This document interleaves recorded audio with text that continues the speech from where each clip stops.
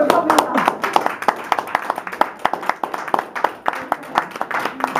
most general introduction. About 5 to 7. You know, that introduction will work for nearly any speech.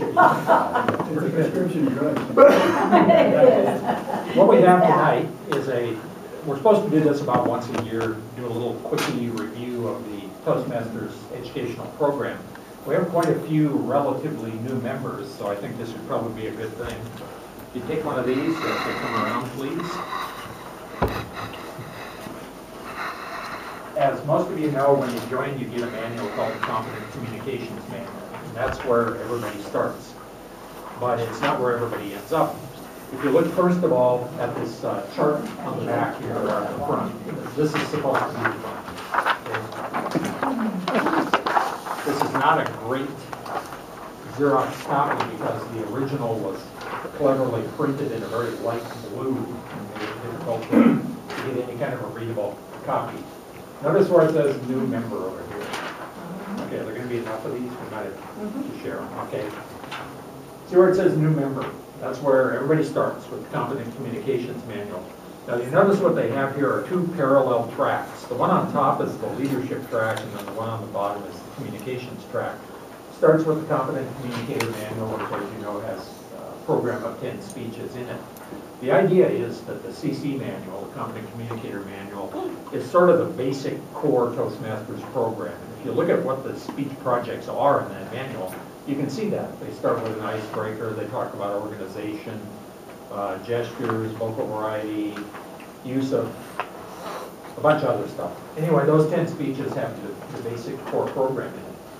Then the idea is that when you get done with that, you extend your skills. And they lure you into that by giving you 2 advanced manuals when you finish the CC manual. And the idea is you can pick from among, I think it's 15 of those, and they can be pretty specialized. There are interpersonal communications manuals, sales manuals, storytelling, about anything you can think of. And then you do another 10 speeches, another 10 speeches, and eventually you come off the line of Advanced Communicator Gold. It's really a cleverly designed program because as you go in, the Advanced Communicator Bronze, the first one, is actually just 10 more speeches. But then the Advanced Communicator Silver, you have to do a little more. You have to do a couple of educational programs. When you get to Advanced Communicator Gold, there's more yet.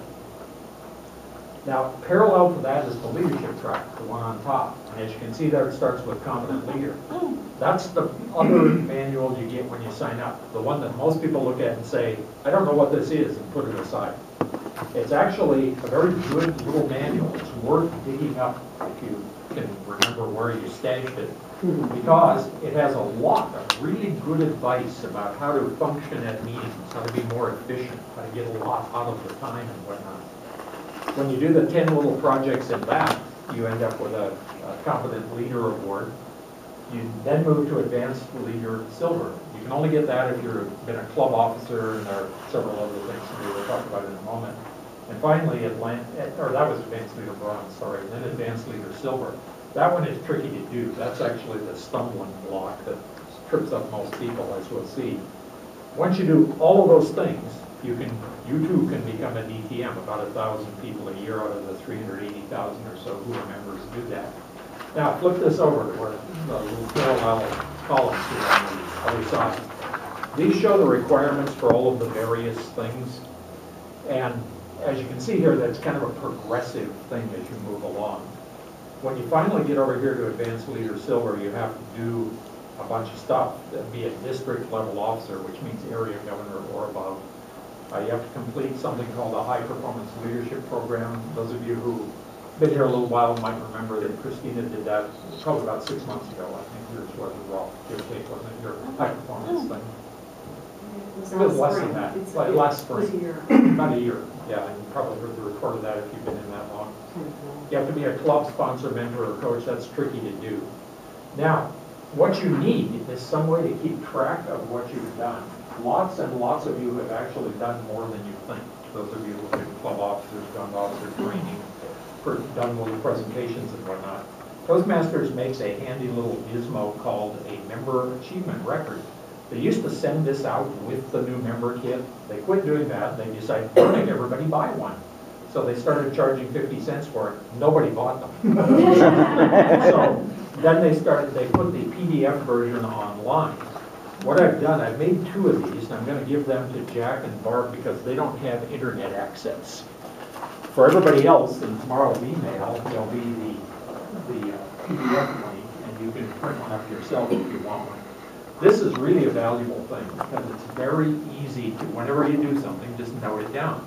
The reason you need this is that as you go along in the program, every now and then it'll say, okay, what are the dates you were a club officer? What dates did you go to the officer training or whatnot? If you have it in here, you're okay. If not, it really takes a lot of effort to dig it up. It can be done, sort of, but it's somewhat difficult to do. Perfect illustration of this is Jack. Jack is an interesting guy because he's been a Toastmaster longer than probably most of us put together. But the thing is, over the years, he joined Toastmasters under several different varieties of his name. He's a man of mystery, a man with numerous aliases. And it took the guys down at headquarters in California quite a while to sort through that because he was Jack Bevere, John Bevere, J. Edgar Revere, and who knows how many other things. Now, that's okay. You can call yourself whatever you want if you're trying to hide from the law. But it does confuse things, and if you've got things in your membership record, it's much, much simpler. I encourage you to actually use this, okay? And I'll put the link in for everybody tomorrow. Now, why should you do this? Well, that's a pretty good question.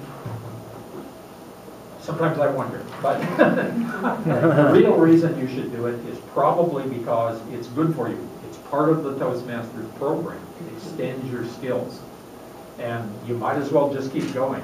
You will find that those advanced manuals are really very good, and you can actually specialize. Like if you're in sales, for example, there's one manual that deals just with sales situations. If you like storytelling, you can do that. If you like interpretive reading, you can do that. Technical reports, you can do that.